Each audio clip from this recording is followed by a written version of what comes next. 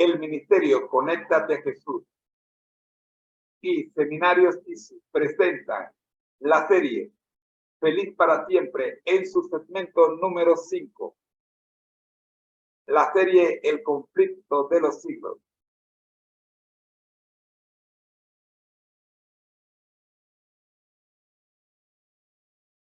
En su cuarto tomo, los hechos de los apóstoles. Es tiempo de orar.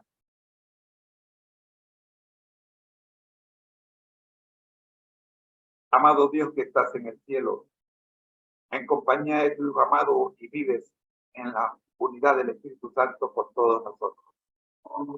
Oramos, buen Dios, pidiendo su dirección a la hora de abrir su palabra. En el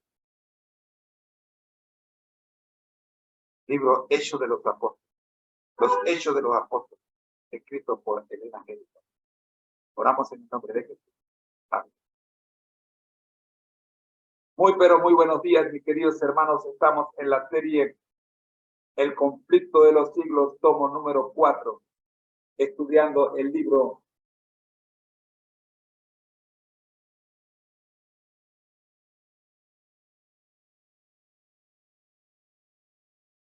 Los Hechos de los Apóstoles.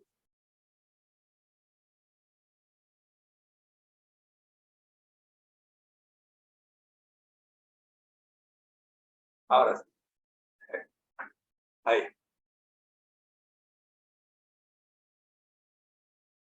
Contrario a lo que dice la pantalla, no es el tomo 3, es el tomo 4 de la serie. El tomo 3 es el Desperta a la gente, lo que vimos ayer. Vamos entonces a ver qué nos tiene, repasando el prólogo. El prefacio de la obra Los Hechos de los Apóstoles, escrito por Elena G. White, establece el contexto y la importancia de la serie de libros que se centran en la vida y el testimonio de los apóstoles después de la resurrección de Jesucristo. A través de este prefacio, la autora Elena G. White introduce la relevancia de la Iglesia Apostólica y cómo su historia sigue teniendo un impacto significativo en la Iglesia actual. ¡Aló!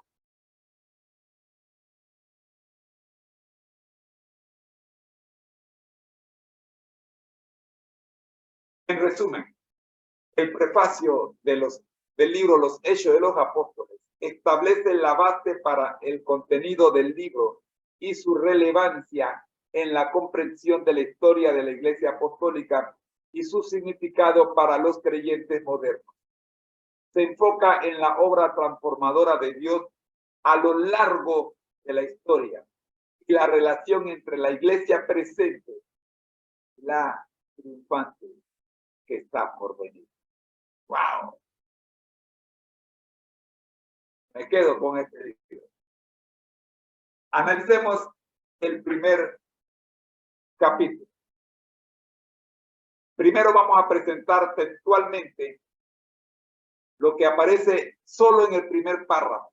Por motivo de tiempo, no vamos a leer todo el libro en secuencia, vamos a ir página por página. De la primera página hemos extraído de los tres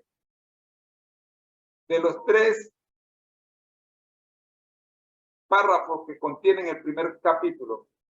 Hemos extraído el primer párrafo para presentarlo en vivo y luego analizaremos los otros dos. Dice, del primer párrafo tenemos tres lecciones. Primero, la iglesia, el título, el propósito de Dios para su iglesia. Ese es el título. Más tarde hablaremos del título. Vayamos al primer párrafo. La iglesia es el medio señalado por Dios para la salvación de los hombres. Fue organizada para servir y su misión es la de anunciar el evangelio al mundo. Aquí está la primera lección. El propósito de la iglesia. Primero, es el medio señalado por Dios para la salvación de la humanidad.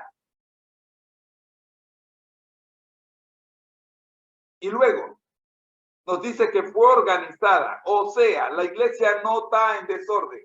Dios es un Dios de orden. La iglesia tiene un orden. Y ese orden tiene un objetivo, tiene un propósito, es servir. Esa ordenación tiene como propósito servir. Y deja clara cuál es su misión. Y su misión es la de anunciar. ¿Cómo sirve? Anunciando el evangelio al mundo. O sea, una iglesia que no anuncia el evangelio al mundo no puede ser la iglesia de Dios porque no cumple con el propósito de Dios.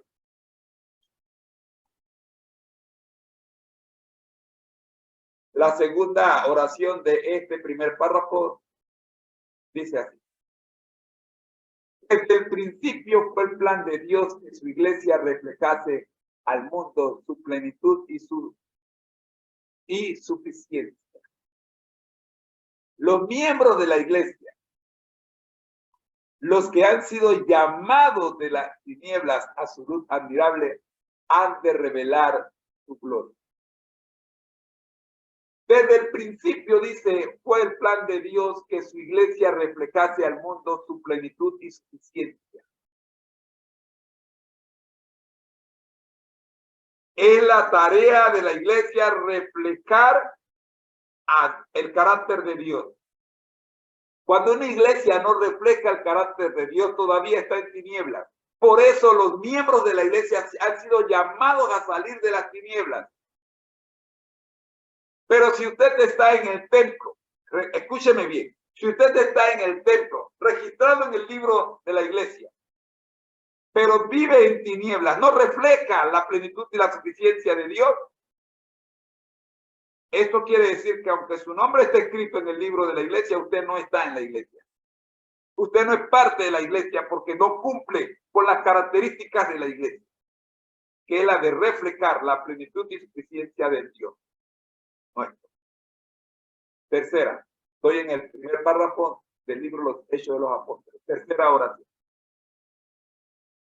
La iglesia es la depositaria de la riqueza, de la gracia de Cristo, y mediante la iglesia se manifestará con el tiempo, aún a los principados y potestades de los cielos.